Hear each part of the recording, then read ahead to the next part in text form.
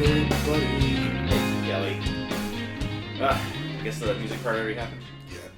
Cool. Just gonna jump right back into this. Yep, we're back. For almost 2 months. For almost 2 months. Yeah, it's been a while. Weather. Start with the weather. Might as well. Our neighborhoods look like a hurricane went through them. With all the branches and debris on everybody's curb. For I guess the last 2 or 3 weeks now, right? Yeah, I saw a tweet today saying that the February 1st ice storm, so I guess February 1st, Damn. is going to go down as the worst ice storm in terms of money, or damage in terms of money that Austin has ever seen. With I think it said estimated $27 million worth of damage or something. I think it messed our roof up. It's quite possible. Mm-hmm. I think it said $27 million for just Austin proper, and then Williamson County was another 17,000. I mean, 17 million. And kind of putting that into perspective, the Bastrop wildfire that happened way back when cost 34 million. Yeah. So similar. I like Bastrop. I don't want to come off as demeaning, but there's a lot more people live here than live in Bastrop. Yeah. And for those who don't know, it was February 1st. I'm pretty sure that's what the tweet said. Ugh. It was only 3 days of between 31 and 33 degrees. Mm-hmm. And so not cold enough to make snow, but then it was also raining, so it became sleet. And just all the trees got covered in ice, and as you might imagine, that caused branches to fall, but it wasn't just a one-night thing, it was a couple days of it. Kudos to Ash over at our place, insisted that we get the trees trimmed, I believe last summer, maybe spring or the summer before that. Mm-hmm. But we had the trees, we've got these 3 big beautiful oaks in our front yard, had those trimmed, and even with them being trimmed, open the door and these limbs that are supposed to be 20 feet in the air, however high, are right in your face. Some of them were leaning on the roof, which I don't think is what caused our roof issue. But it was, so branches falling all over the neighborhood. You could hear these very large branches just cracking throughout the day. Literally, I stepped outside and branches were falling across the street and over there and over there, and it just constantly for days on end. And we're still living with that. Literally 4 weeks later, I guess, because everybody's curbs are still covered in branches and stuff, waiting to be picked up, and progress has been made, but it's slow. On our street, in front of your house, again, we didn't have but a branch come down, but neighbors on all sides, all up and down our street in front of your house, just a literal pile of things that need to be picked up. Yeah, the one tree, or one of the 2 trees in our backyard just got decimated. I'd say at least 30% of that tree is now gone. Mm-hmm. It's sprouting some leaves, so that's kind of cool, but Super Bowl Sunday before the Super Bowl, Jeremy and I went out with the chainsaw, cut all of them up, moved them to the front. That was hard. That was a lot of hard work. That took 4 hours or something of just cutting and hauling, and we're not the spring chickens we once were, and we both for days after we're talking we're too sore after doing that. Yeah. It was day 3 afterward, we're it's worse now than it was day 1, in terms of soreness. But we got it done, and it's still out there. According to some website, our stuff should be picked up within the next week. Okay. So, hopefully. I also saw on the interwebs, City of Pflugerville taking a victory lap, hey, we're shutting down the you can drop off your debris at this place because we've made so much progress. And you look up and down my street, it's no, you haven't. It's also wild, too.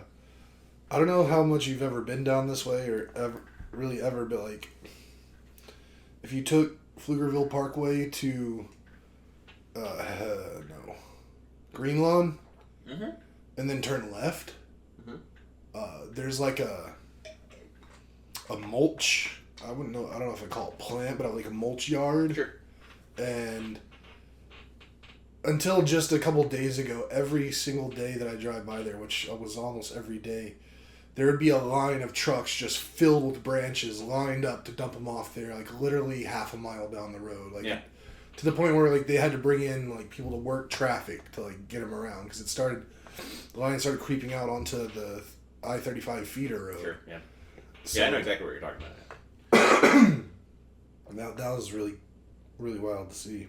I don't want to. I really love Pflugerville, City of Pflugerville. I don't mean to razz on them too hard. And as evidence of their progress, Ash and I went to Lake Pflugerville this last weekend just to do the 3-mile trail around it. Mm-hmm.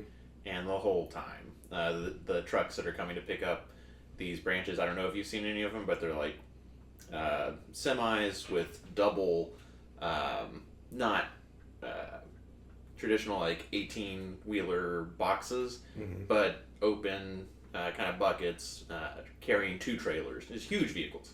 And just constantly, because from the lake it's a little bit elevated, the trail, and you can see a good amount of road around it, and just constantly, all day. Like we were out there an hour and change, and just stopped counting, because you're like, hey, there goes another one, there goes another one. They're doing it. So they're definitely working a lot, but it's literally every street has so much.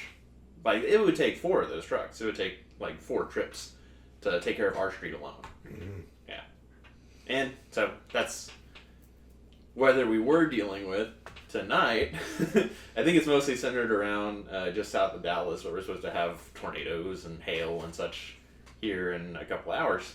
Yeah, I've been tracking this storm for days now. And originally it looked like it was going to be a lot worse for us here where we're at. But it's just the classic thing that happens with this area where it's just like 9 times out of 10, if there's a storm predicted, the closer you get to it, the chance precipitation just drops and drops until it just kind of disappears and it never shows up. But last I saw, it still looks like we should possibly get some good storms between 7 and 9. But, I mean, again, we'll see. I'll believe it when it happens. But I did see one thing talking about that, like upper close to Dallas, like they're expecting like baseball size hail. Yeah. And then northeast Texas into Arkansas, it's just gonna be like prime time for tornadoes. I went on a big storm tornado thing. Would you ever be interested in going storm chasing? Kinda. Yeah. It's something. As a kid, I always wanted to do it, and now just when I dug into this storm a lot more, I was looking a lot at it, and I was looking at some cool pictures of just like storms, like the supercells. Like you're on the dry side of it, and you can just see it, just a towering supercell in the sky. Are you thinking like out in the Great Plains? Yeah. Yeah, there's definitely things attractive about that to me. I like big, ominous, dangerous looking clouds. Yeah, and I don't think I have never seen a tornado in person. Mm-hmm. I really want to. Mm-hmm. I have dreams about tornadoes all the time. Interesting. Like I'm never, hardly ever. Sometimes I'm actually in it, like it's over me and it's like fucking up whatever I'm in or whatever. But most of the time it's just they're in the distance and I can just see them. I'm like, oh, that's cool looking. I know that. I mean, I think it's a couple of years now, but there was a tornado touchdown 5 minutes from here, like very, very close. Yeah, like less than an actual mile. Yeah. As the crow flies. That's pretty close. Yeah, but it was one of those situations like where I didn't know it was going on as it was going on. I couldn't go drive over and look at it, and plus, really for that kind of thing, like you need to be out in like the plains, like out where there's just fields, because your vision's gonna get, you're just not gonna be able to see it unless you're right on it. Which I don't want to be right on it. I want to be well away from it, but just close enough to see it. So we had that kind of close call. And then for the 2 years I was in Fort Worth, I remember there was one spring that was especially bad, where it was every week for like 6 or 8 weeks. We were going into the Adran basement, the basement of like the big building that's on TCU, and like if you look up tornadoes like 07, it was probably 08 actually. There was one that got in Dallas where like 18-wheelers were flying through the air, and yeah, I was probably in a basement for that. But I know as a kid, similarly, in A-Leaf, there was a close tornado, but I don't think I've ever seen either a tornado. And then obviously I've been, like, one of the most fun things about being in the National Guard, or like fulfilling, satisfying things, was, hey, Class 5 or Category 5 hurricane is coming, and we need people to get there ahead of the storm to already be there so that when it like comes and goes, we'll have folks ready to hand out MREs and all of that. And I got to do that a couple times. So I've like been like, get in front of the hurricane, let the hurricane come over you. I've done that a couple times. So I've been in and around them, but I can do that with you.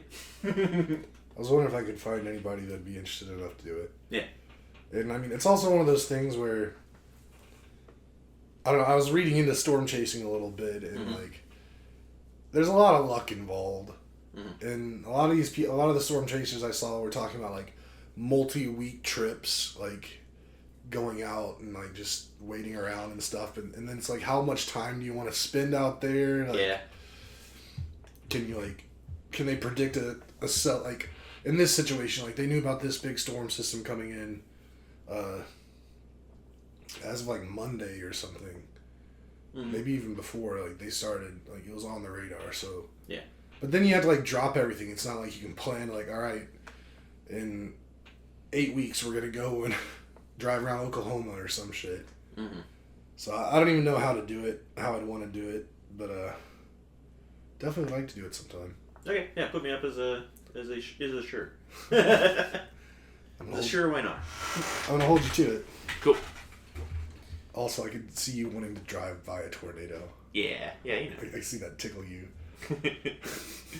Alright, so it's been 12 minutes. We talked about the weather. Everybody's gone. How about football? I miss it. Yeah. I am behind on our tasks to the league. So we have an idea that I guess I don't want to share still about the thing that I want to give to everybody. Okay. You remember what it was? No. Okay. I'm sorry. I can't mime this like I could mime Ashley's football gloves. I don't think I can.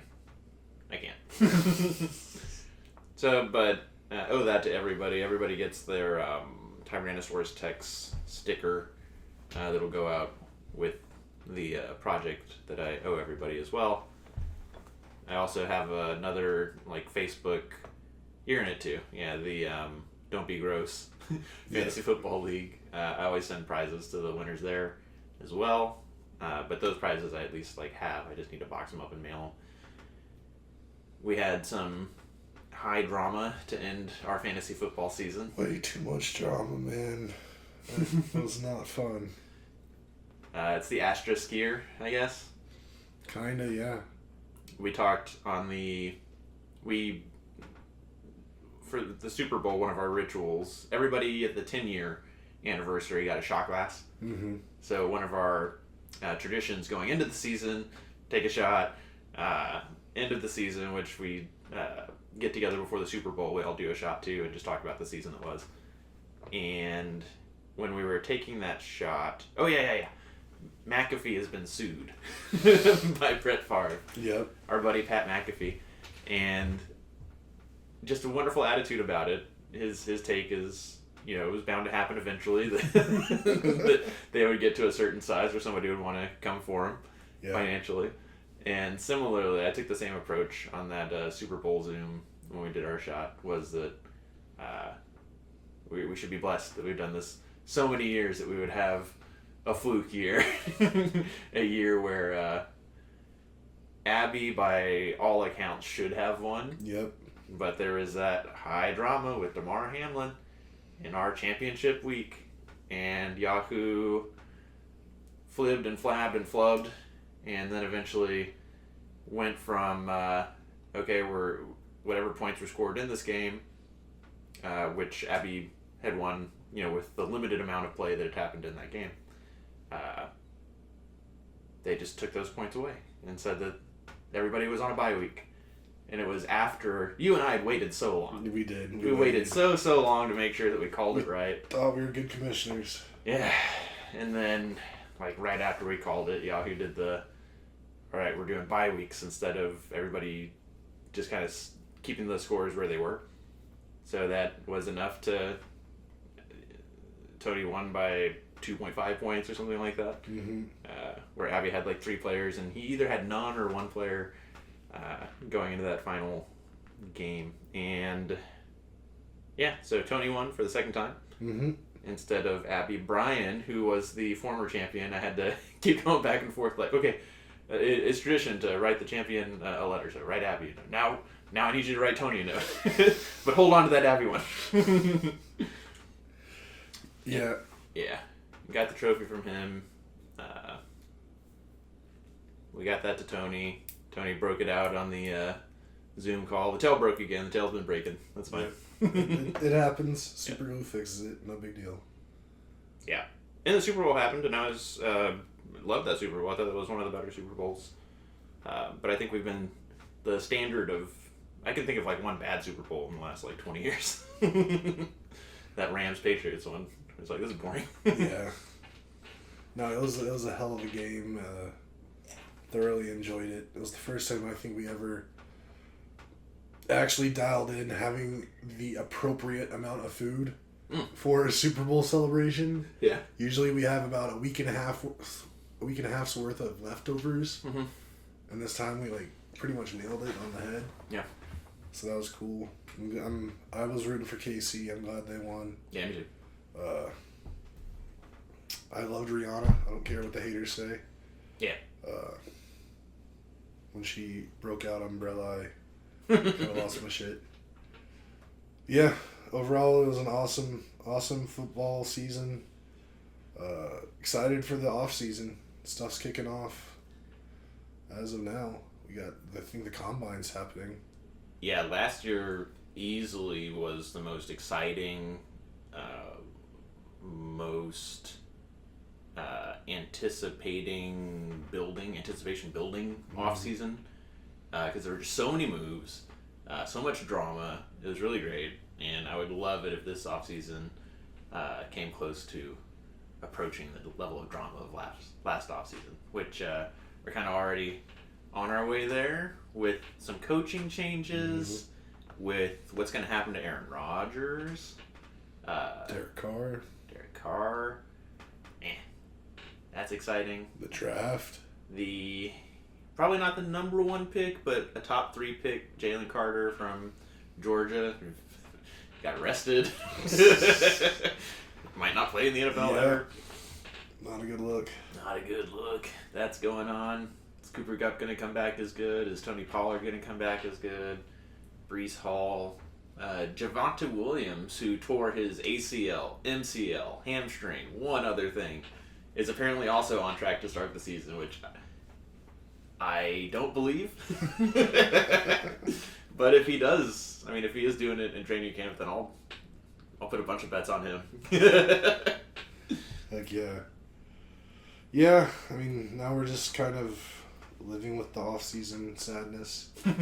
Baseball's kicking off, and pretty excited about this season with their rule changes. See how all that goes. Might make it a little bit more easy to watch more baseball. Yeah. You're not leaning towards the purists? Hell no. I don't watch enough of baseball for it to be okay for me to have a strong opinion. I am not a guy who can tell you how seasons have gone the last 2 or 3 seasons. I can tell you the Astros won the World Championship, but so my opinion shouldn't count. Shouldn't matter. But definitely there's a part of me that's like, it's supposed to be the untimed. It's supposed to be however long it takes is however long it takes. It's not basketball or football. So the word I used was bastardization earlier. But if you're going to put commoditizing it, and if you're going to make what the fans want and what the networks want, if that's going to be a higher priority than the purity of the sport, I don't think you can deny that these are going to be good changes as far as time and...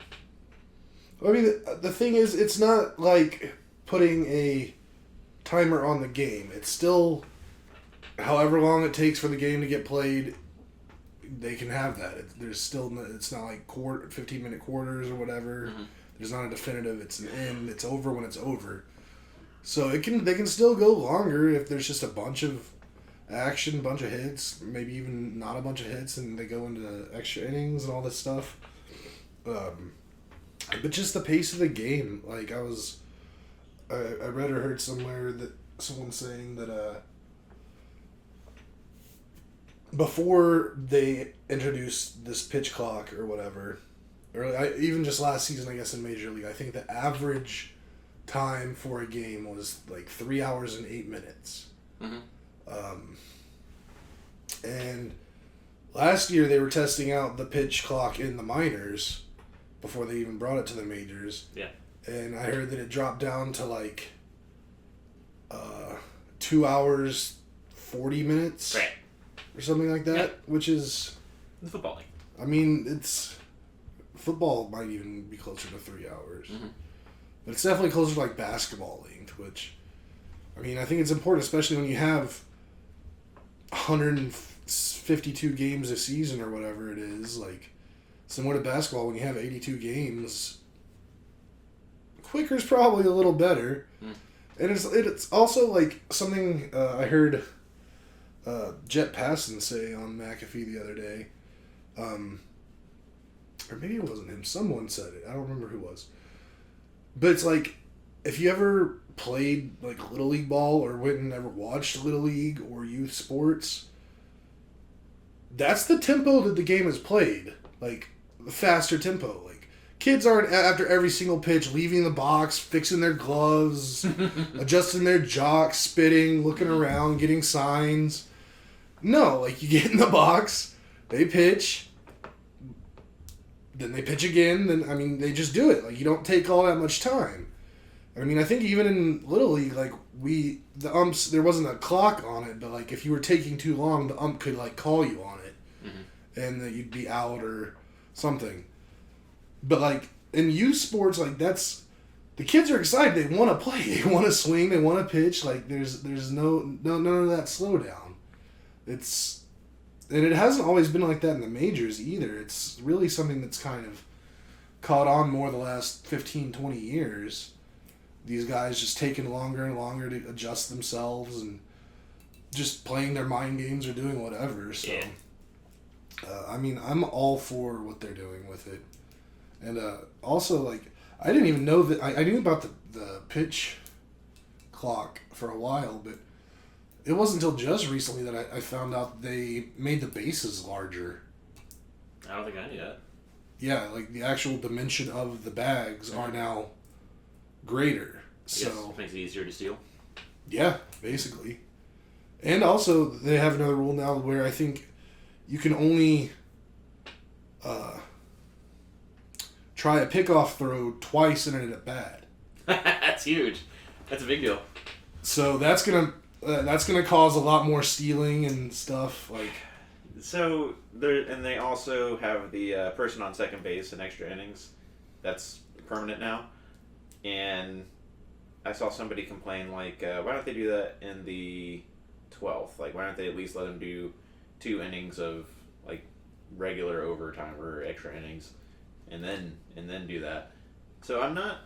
Presumably, if these changes were especially offensive, the Players Association would be pushing back against them, and I don't think these things become official without, like, sign-off and blessing from both the MLB and the Players Association. So again, if the league wants it that way, if the players want it that way, I am not such a fan that my opinion should matter.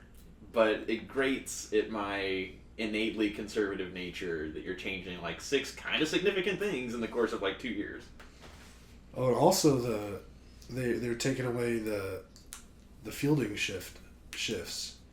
Like, now you have to have, like, you can't, like, load up, I think, your infield all along, like, the right side of the infield for a pull left-handed hitter. Mm-hmm. Like, there has to be a certain number of people on either side of the bag, and then, like, in the outfield, there has to be at least one person on either side of, like, the line, invisible line from, like, home plate to pitcher's mound to center field. Like, you can't, you're not allowed to take the time to, like, do full switches anymore either. So, and that honestly, those things bugged me in the last few years, because it hasn't really been until the last, like, 5 years or so that, like, the analytics thing really came up, where people were doing those wild shifts, and it was just taking a lot longer. Like, I mean, I get it. It was okay. It was in the rules where it was allowed, so they did it. But I kind of appreciate them taking it away, because, I mean, again, it just kind of adds more to, like, the art of the game rather than trying to make it a science to me, which I enjoy that side of it. But yeah, I mean, a lot of rule changes, a lot of people's feathers are ruffled, but I mean, I think my jimmies, they're ruffled. I don't think MLB would have done it if they didn't think it was absolutely necessary. Like, they've got to get to where they can start really growing their sport again. Yeah, I mean, so all of that said, are you gonna watch more games? I'm gonna try. I'm gonna definitely check them out. And I mean, yeah, like, it was said on McAfee. McAfee was like, or no, Passan was like, if you go to the movies and, like, you're looking up and you're trying to figure out which movie to watch, if you see a movie and it says that its runtime is 3 hours 15 minutes, 9 times out of 10, if you're just, like, trying to decide what to do, unless you really want to watch that, you're gonna be like, hell no, that's way too long. And you see, like, oh, 2.5 hours. Okay, let's do that one. I mean, that makes sense. It's hard to commit 3+ hours, 150-something, 60-something times a year. Not every movie can be Avatar. Still haven't seen the new Avatar. Me either. I've heard it. I mean, it's not as good as maybe 1 was. Gonna rustle some more jimmies. I think Last of Us is just okay. We are 27 minutes in. I said Last of Us is only 6.7. What now? I'll be completely honest. I'm right there with you. Like, there's some parts of it are really good. I enjoy the acting. The Nick Offerman episode I thought was really good. Like, that's just something. It's kind of just trailblazing. Like, you've never really seen that in one of the big culturally significant shows happening. But I mean, as a whole, like, I'm not, like, rushing to watch it every week. I'm not, like, looking forward to it. It just kind of comes up, like, oh yeah, we gotta watch that. Yeah, like when we started watching The Expanse again, give me The Expanse. I think that's, sorry, I guess it's a better show. Yeah, but I mean, it's what's in the zeitgeist right now. We gotta be in tune. We should talk about what makes a good show and what makes us like a show. I kind of want to think about it more. Yeah, we'll definitely table that for a future episode. Because I also want to talk about football blues. Yeah. I think I've got it less now than I ever have. One, because of Corey's fantasy basketball league and me doing well in that. But also because XFL is alive and well. Texas got 2 teams, San Antonio and Houston, and they're both good. And USFL, which Ash and I got into last year, starts up in April.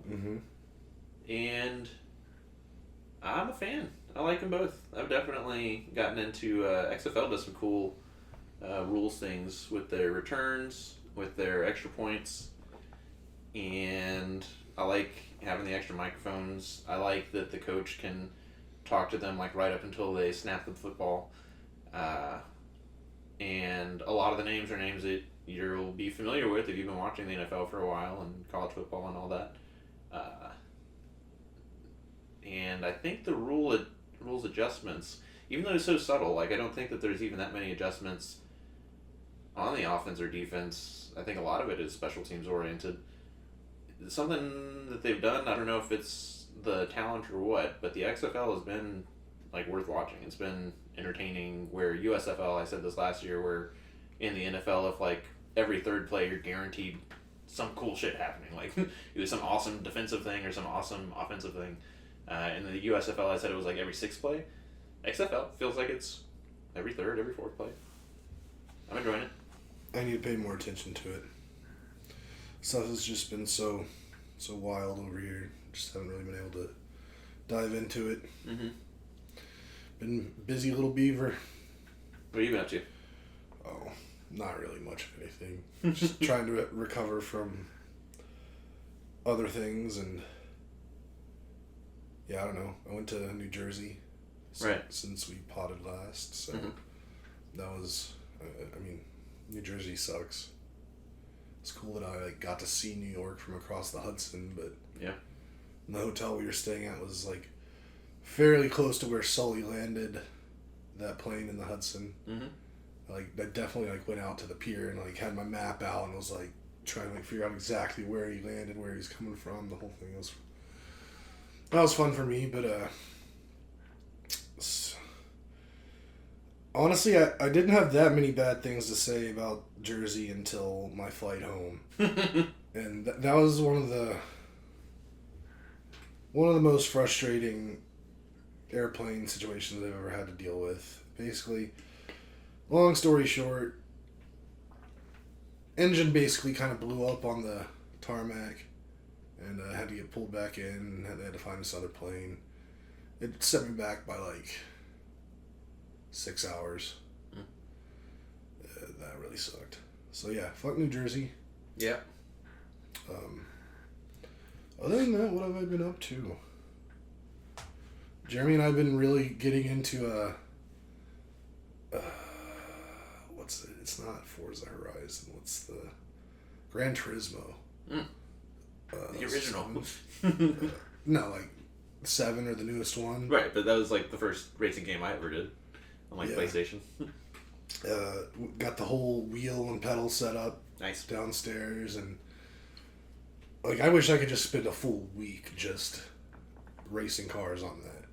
It's a lot of fun. It's addicting, and especially with the wheel and the pedals, it's definitely way more immersive, especially in front of a giant screen that pretty much fills up my whole field of view. And it's also VR compatible, and got a VR headset. So I haven't dabbled into that just because I remember the last time I did something in VR, I got the motion sickness, and for me at least, when I get that, it does not go away after I take the thing off. I will be feeling bad for 3 or 4 hours afterward, and I just haven't wanted to try it yet. But yeah, that's been a lot of fun. Yeah, I'm a pretty boring person, actually. Ash and I she's back into Skyrim. Nice. So this is her 7th playthrough or something. And I'm getting tired of my Total War game. I'm still playing it. But we've gotten into Star Trek Voyager, which she was really big into Deep Space Nine. She's enjoying Voyager more than I thought she would, because they're very different shows. But I would love giving the lore, the Star Trek lore of this is why the Borg are bad. That's really enjoyable for me. And then we went to my little brother Justin's baby shower this last weekend and got to see the family there, and that was a joy and pleasure. Justin told a joke, or he didn't tell a joke, he did a funny thing that every time I think about it, it makes me laugh like it just did. But everybody got presents for little baby Oliver, who's on the way here in a couple weeks, I guess. And they're opening the presents, and somebody comes in that I don't know, with diapers or whatever, and has a spinning windmill thing for kids, Yeah, I know what you're talking about. Yeah, where you blow on it, it spins. Yeah. And Aria was playing with that, loved it and all that. We hang out, do all the presents, yada yada, and then, I don't know, 30 minutes, an hour later, this person has to leave. And they leave, and Justin goes, "Does anybody know who that was?" and he was joking, but it was just so perfectly delivered that every time I think about it, it makes me laugh, because the spinning windmill thing had become such a focus for a long time, because Arya was trying to blow it to make it spin, and she just went like she couldn't figure it out. And it's one of those things, like classic kid, where it's far away from her, she's doing it right, trying to bring it closer, and just couldn't put it together. So a lot of people's attention was focused on that, and I don't know, I'm still laughing at it like 6 days later or whatever. Yeah, so that's been going on, and then work has been better than it's been in a while. As far as I went to San Diego a couple weeks ago for a big Navy thing, and that was great. We got a partner that we're working with that has just been knocking it out of the park, and just got all these discovery meetings, busier than I've been in a while. Things definitely died down with the continuing resolution and blah blah boring government budgeting bullshit, but Yeah.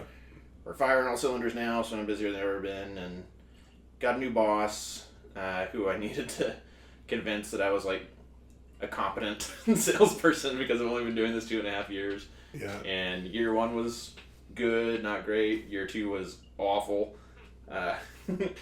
And he got to sit on a couple of those discovery calls. And the first one was with the chief data officer of an important government agency that everybody's heard of. Mm-hmm. And he called me right after that and was like, "That was amazing." And he was like, "What's the deal with you? Like, why was last year so bad?" And I was like, "It was just slow, but I mean, I'm also new at this, cutting my teeth." And he was like, "All right, it's a very honest answer. Just bring me into all your calls. We'll make you rich." I was like, "All right."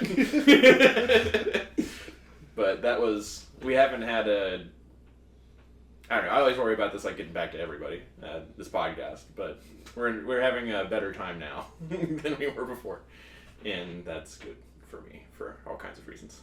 Heck yeah. Yeah. Very cool. Having a solid job situation definitely makes life easier. Yeah. I had a genuine relationship with my last boss, and we still text and joke and all that. And I'd like to get there with this guy, but we have a ways to go.